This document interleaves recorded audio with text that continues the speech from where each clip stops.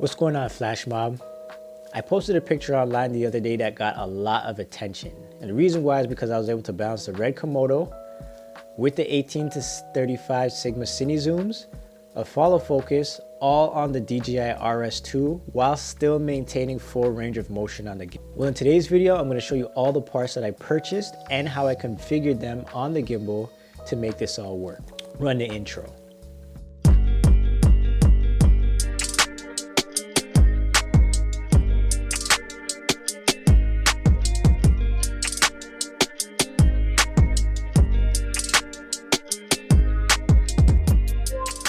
Quickly guys, if this is your first time here, my channel is all about helping you turn your passion into paychecks whilst taking you along my filmmaking journey. If that's the kind of thing that you're into, make sure you go ahead and hit that subscribe button and you turn on notifications so you don't miss any future videos. Now let's get into this video. If you've ever used the Sigma cine zooms, you know they are heavy. It's about 3.2 pounds or about 1.45 kilograms. And if you compare that to the Komodo body, it's about 4.9 pounds or 2.2 kilograms. The problem is the lens is big and long, and so is the Komodo, so you have to slide the plate forward to get the correct balance.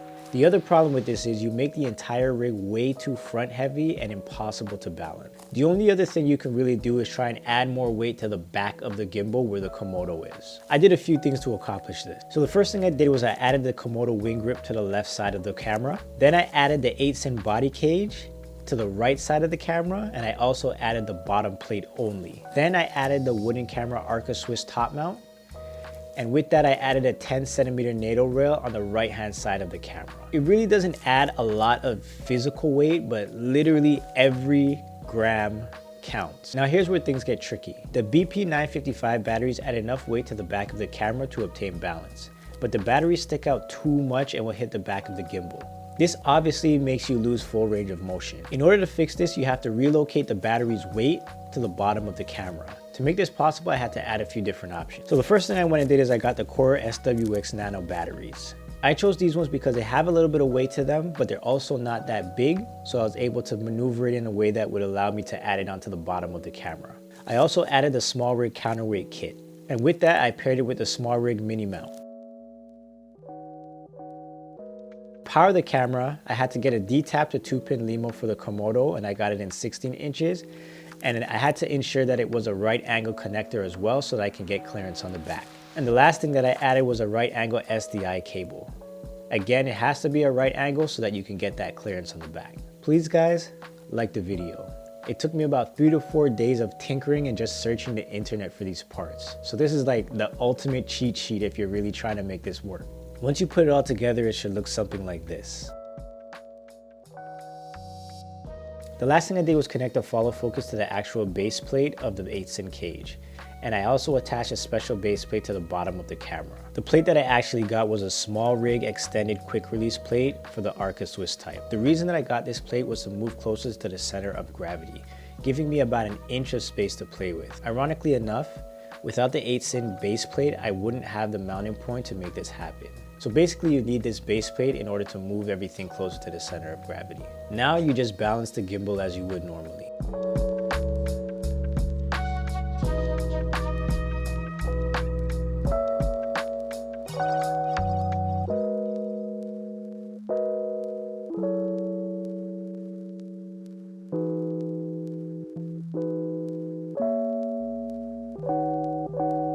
So one other thing that you could do is use these 100-gram counterweights that come with the counterweight kit and screw it into the bottom of the wing grip. And I usually put 2. So screw in 1 and screw in 1 more. Make sure I have my SDI cable plugged in as well. And then pretty much you balance like you would normally. So unlock all your axes. You kind of just get a feel for what it wants to do. So this is a little, actually, it's a little front heavy. You can see there, so it's a little front heavy. I think I'd actually leave that.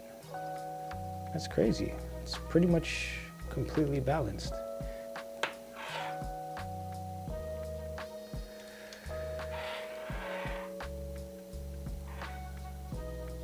And as you can see, it's like literally millimeters of clearance on the back. All you really want to do is have balance and clearance, and nothing else really matters. I love it because now I can use this configuration on the RS2, or if I decide to, the tilt to float.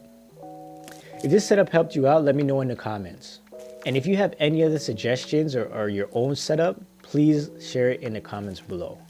I hate using photography lenses on my cinema camera, so if we can help each other out, we might as well do it. I left a link to every item that you'll need in the description below. But yeah guys, that's going to be the end of this video.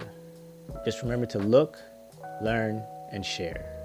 Take it easy guys. Peace.